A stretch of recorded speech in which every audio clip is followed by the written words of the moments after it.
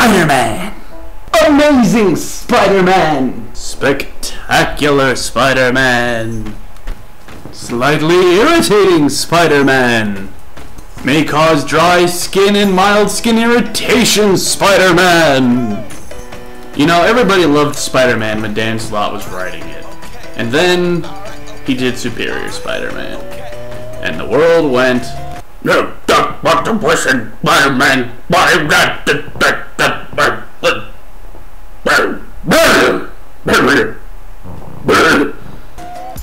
Oh, yeah, right.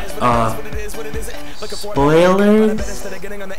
Seriously though, everybody in the comic book world knows that Dr. Octopus is in Spider-Man's body. That's like 6 months old. If you're getting mad about spoilers at this point, get over it. Anyway, yes, I was among the critics. I was infuriated. How could they do this? What a lame plot twist. Then I actually read the book. See, the thing about Superior Spider-Man is that it does what a lot of people have been griping about Spider-Man for a while. It lets the character change.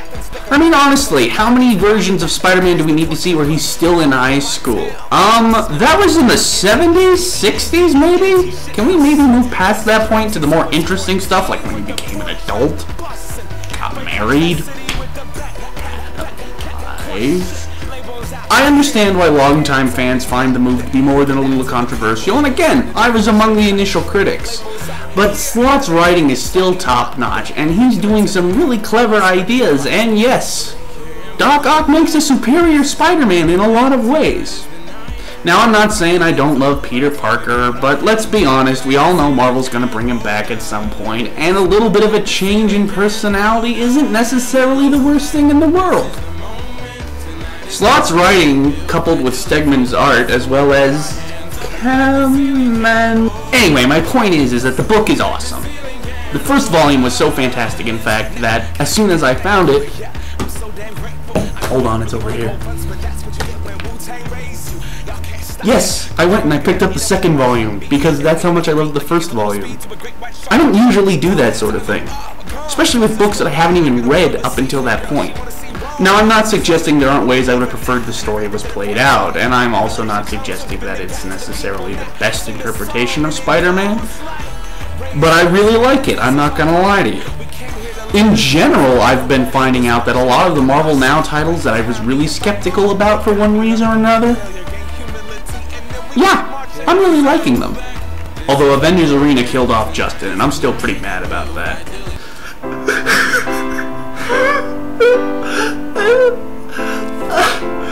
Oh, Justin! Look, I don't know what else you want me to tell you without getting into the meaty details of the story, which I'm just not about to do. You're gonna have to read that and come to your own conclusion.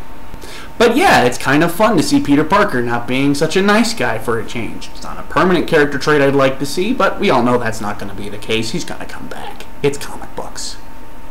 And the art team continues to deliver. They all have various styles. I'm a fan of Ramos myself, but I know he's kind of controversial in his own way. But they all deliver the style that's both appropriate for the title and colorful and nice to look at. Aside from maybe Thor, the God of Thunder, and Rick Remender's run on Captain America, both of which I was kind of skeptical on and ended up really enjoying, I'd have to say that Superior Spider-Man's been a real treat. If you're not reading them already, whether it's because of your own personal hang-ups or you're just not a big Marvel fan or whatever, I don't know, check them out from the library at the very least. That's what I tend to do. Seriously, do yourself a favor, go read volumes 1 and 2 of Superior Spider-Man. It's a great read. Anyway, that's going to do it for this review, so until next time, true believers, see ya.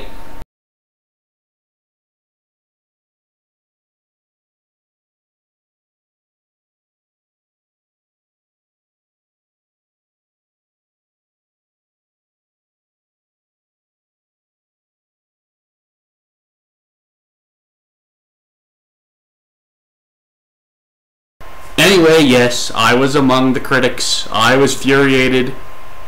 That's not a word.